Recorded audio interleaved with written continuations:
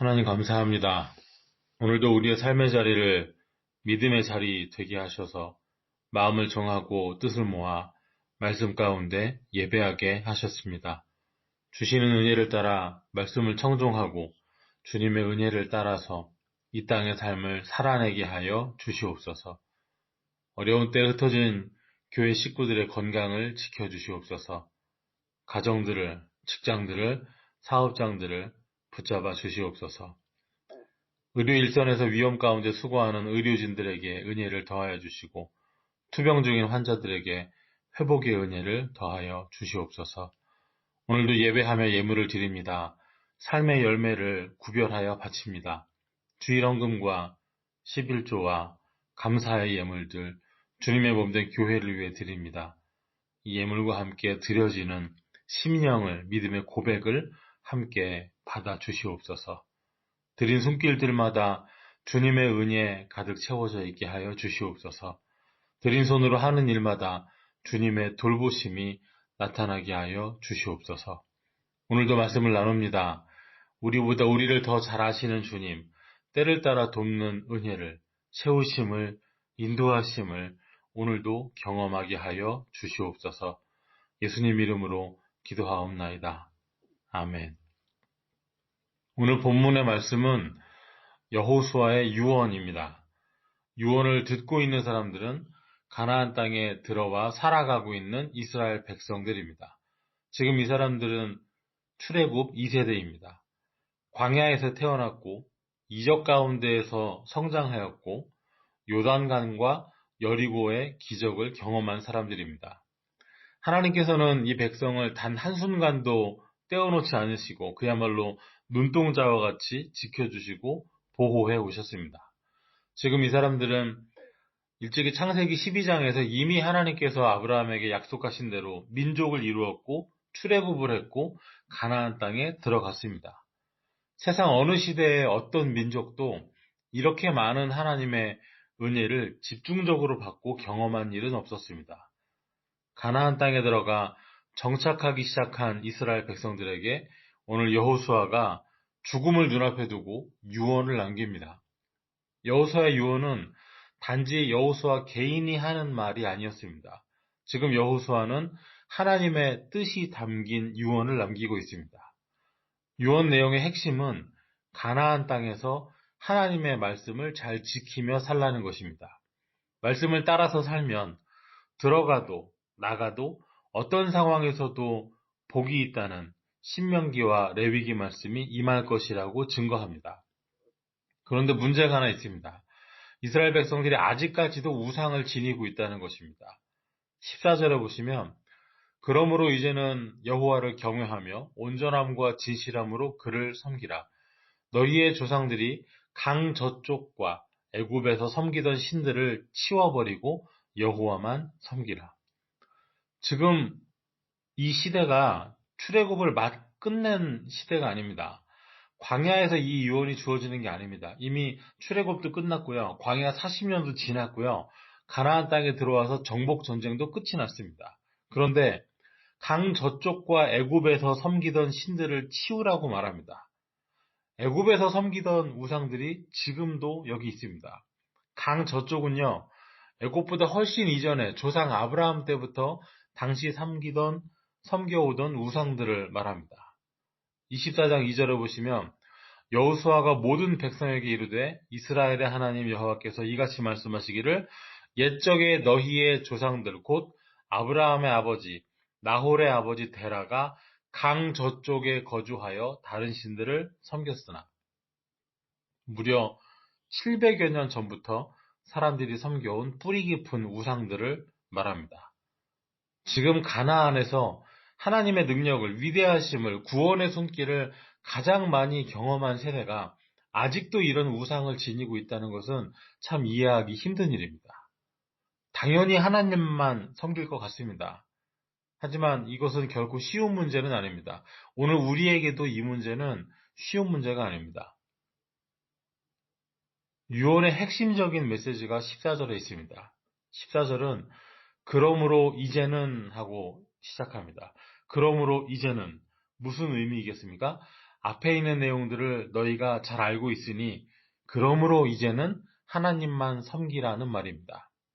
앞에 내용이 무엇이냐면 여호수아가 이스라엘 백성들에게 출애굽의 역사를 설명해 줍니다.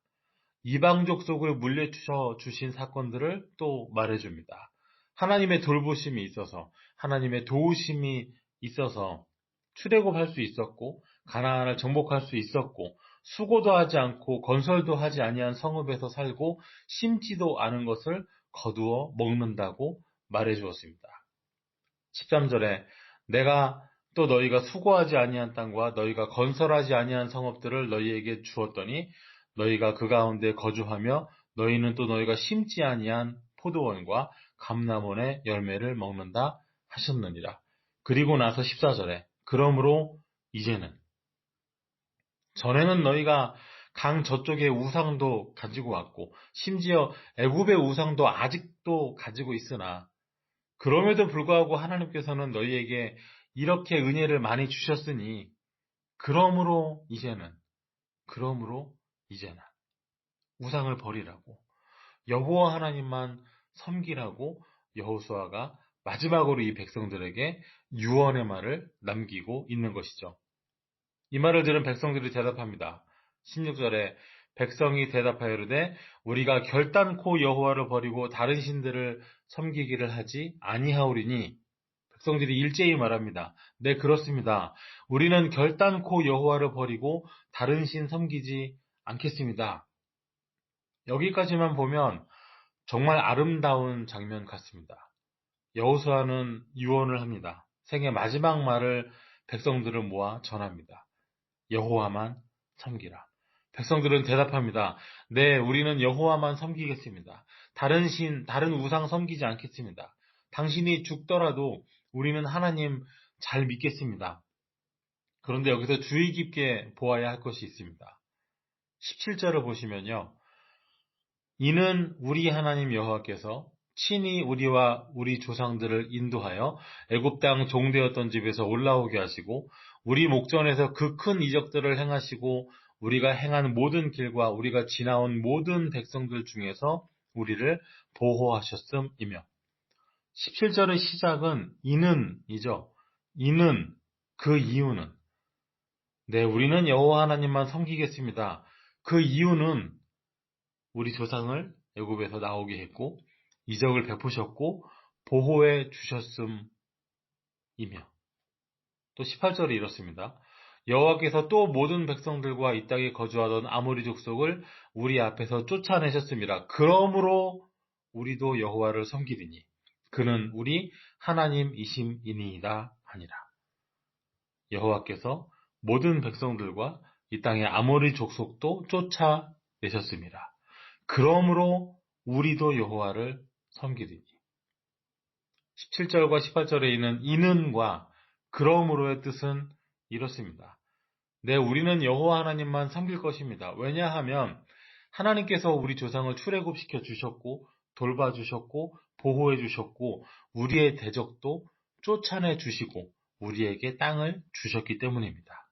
그러므로 우리도 여호와를 섬기리니 여기에 문제가 있습니다. 지금 이 사람들이 왜 하나님을 섬긴다고 말합니까? 우리의 하나님, 우리의 창조주이시기 때문이 아니라 하나님께서 이것도 해주셨고 저것도 해주셨기 때문에 그러므로 그렇게 하셨기 때문에 우리는 하나님 선택해서 하나님을 섬길 것입니다. 이 말입니다. 은혜에 감격해서가 아니라 당연히 하나님 믿어야 해서가 아니라 이것도 주시고 저것도 주시니까 그러니까 하나님 섬길 것입니다. 바로 이 말입니다. 믿음의 이유가 무엇인가 하는 것이죠. 요한복음에서 오병이어의 이적을 경험하고 떡을 먹은 백성이 예수님을 따르자 예수님께서 하신 말씀이 있습니다. 너희가 나를 따르면 떡을 먹고 배부름이로다. 어쩌면 우리는 이렇게 안 변할까요? 하나님 믿는 이유가, 하나님 섬기는 이유가, 주님 따르는 이유가, 목적이 어찌 이리도 안 변할까요? 어쨌든 백성들은 믿겠다고 말을 합니다. 하지만 여호수아가 이렇게 말합니다. 19절에 여호수아가 백성에게 이르되 너희가 여호와를 능히 섬기지 못할 것은 그는 거룩하신 하나님이시요 질투하시는 하나님이시니 너희의 잘못과 죄들을 사하지 아니하실 것입니다. 아니 지금 믿겠다니까요. 그런데 여호수아가 하는 말은 안 돼. 너희는 못해. 너희는 안 믿을 거야.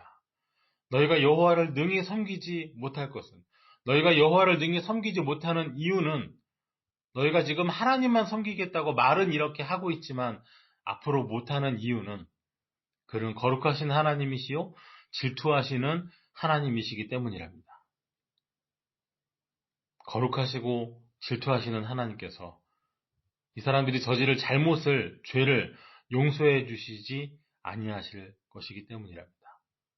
하나님의 거룩하심이 하나님의 질투하심이 왜 하나님을 섬기지 못하는 이유가 될까요? 우리가 믿기에는 너무 거룩하셔서요? 우리가 섬기기에는 너무 질투가 많으셔서요? 여기서 말하는 하나님의 거룩과 질투는 우상 숭배에 대한 반대 개념입니다. 아직까지도 하나님 앞에서 온전히 구별하지 못하고 입으로는 믿겠다고 말은 하지만 실제 삶에서는 여전히 우상을 지니고 있는 우상 숭배를 통해서 얻어지는 이익을 언제든지 따르겠다는 사람들에게 나 이외에 다른 신을 두지 말라 하신 하나님의 애끓는 마음이 질투가 있다는 말씀이죠.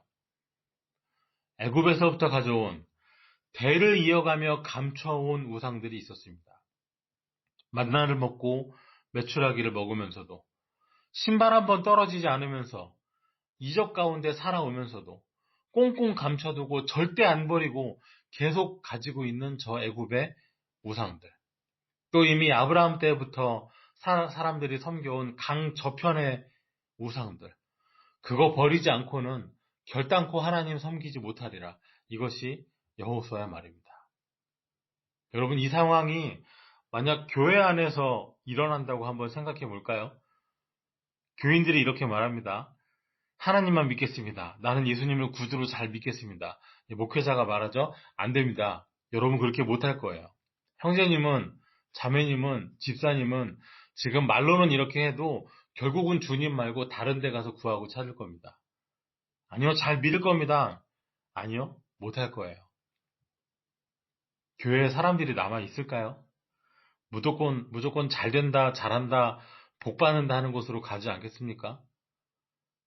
여호수아 앞에 백성들이 자신들의 삶을 거룩하게 구별하지도 않고 강 저쪽과 애굽에서부터 가지고 온 남겨놓은 우상들을 없애지 않고서는 하나님을 능히 섬기지 못하는 것처럼 우리도 입으로 말로만 하는 것이 다가 아니라 실제로 우리의 삶을 깨끗이 하지 않고서는 하나님을 믿는다고 하면서도 아직까지도 버리지 않고 있는 세상적인 기대와 욕심과 때로는 비전이라는 말로 포장되어 있는 야망을 버리지 않으면 결단코 하나님을 믿고 예수를 구주로 믿어서 신앙으로 살아가는 하나님 뜻 이루며 살아가는 진실한 신자는 될 수 없습니다.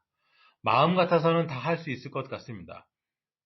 가끔 부흥회를 하거나 뜨겁게 기도하고 나면 뭐든 다 잘 될 것 같습니다. 마음에 힘도 나죠. 결단도 내립니다. 하나님만 섬기면서 남은 생을 힘껏 섬기면서 은혜 가운데 살 수 있을 것 같습니다. 그런데 하루 이틀 시간이 지나고 신앙적인 결단이 우리 믿음의 발걸음이 뒤로 물러가 본 경험을 우리는 자주 합니다. 뜨겁게 결단하고 작정하고 주님 앞에 기도했으면 해야 하는 일이 있습니다. 삶의 자리를 정돈하는 것입니다. 신앙적인 환경을 깨끗하게 성경식으로 말하면 정결하게 하는 것입니다. 아직까지 버리지 못한 것 버려야 됩니다. 아무리 오래돼서 나에게 익숙하고 그거 없으면 허전한 정도가 아니라 안 될 것 같은 그것이라도 정리해야 됩니다. 이거 정리 못하면요 반드시 우리 신앙의 발목을 잡습니다. 여호수아가 백성들에게 우리는 믿을 수 있습니다. 할 수 있습니다라고 말하는 사람들에게 안 될 겁니다. 못할 겁니다. 이렇게 차갑게 말하는 이유가 무엇이었습니까? 불기둥 앞에 있을 때, 구름기둥 앞에 있을 때, 갈라진 홍해 앞에 서 있을 때, 광야에서 만나를 거두고 메추라기를 먹고 요단 강물이 끊어져 마른 땅으로 건너고 여리고가 무너지는 그 순간에 충만한 은혜의 순간에 믿은 그 믿음, 그게 없어서가 아닙니다. 결정적이고 절대적인 은혜의 순간 이후에 이어지는 매일의 일상, 하루하루 삶의 자리, 날마다 이어지는 가나안에서의 삶에 여전히 우상을 고이고이 간직하고 말 그대로 모시고 있으니 하나님 모시고 못 산다는 말을 하는 것이죠. 그게 신앙의 발목을 잡는 것이거든요. 내 것은 조금도 버리지 않으면서 하나님께서 이것도 해주시고 저것도 해주시니까 하나님만 믿겠다고요?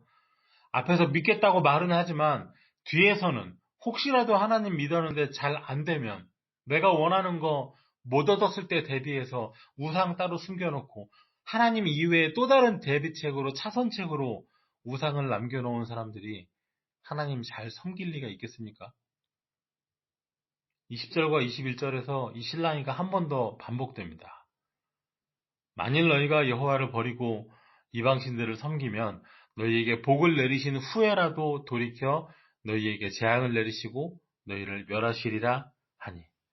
20절에서 여호수아가 이렇게 말하자 21절에서 백성들이 이렇게 대답합니다. 백성이 여호수아에게 말하되 아니니이다. 우리가 여호와를 섬기겠나이다 하는지라. 아닙니다. 당신은 못한다고 하지만 우리는 여호와를 섬기겠습니다. 우리는 할 수 있습니다. 그럴 겁니다. 하지만 이 고백은 이스라엘의 이 다짐은 우리가 이미 알고 있듯이 지켜지지 못했습니다. 백성들은 우상을 숭배했고 가나안 족속들과 동화되어 갔고 하나님께서는 이방 나라를 통해서 이들을 징계하시는 사사시대가 시작됩니다. 하나님께서는 이미 알고 계십니다. 이 연약함을 이미 알고 계셨습니다. 이 본문은 우리에게 증거합니다. 인간은 타락했고 욕심에 미혹되었으며 입술로는 하나님께 가까우나 실제로는 아니라는 사실을 드러내줍니다. 그리고 하나님께서는 우리의 이러한 모습조차도 이미 알고 계신다는 사실을 또한 보여줍니다. 그러나 그럼에도 불구하고 소망이 있습니다. 우리에게 소망이 있는 이유는 이렇게 연약한 우리를 주님께서 사랑하신다는 사실입니다. 마가복음 7장 6절에 이르시되 이사야가 너희 외식하는 자에 대하여 잘 예언하였도다. 기록하였으되 이 백성이 입술로는 나를 공경하되 마음은 내게서 멀도다. 예수님도 이미 알고 계셨습니다. 그러나 로마서 5장 8절에 있는 말씀처럼 우리가 아직 죄인 되었을 때 그리스도께서 우리를 위하여 죽으심으로 하나님께서 우리에 대한 자기의 사랑을 확증하셨느니라 하였습니다. 이것은 우리의 현실입니다. 우리 믿음의 주소입니다.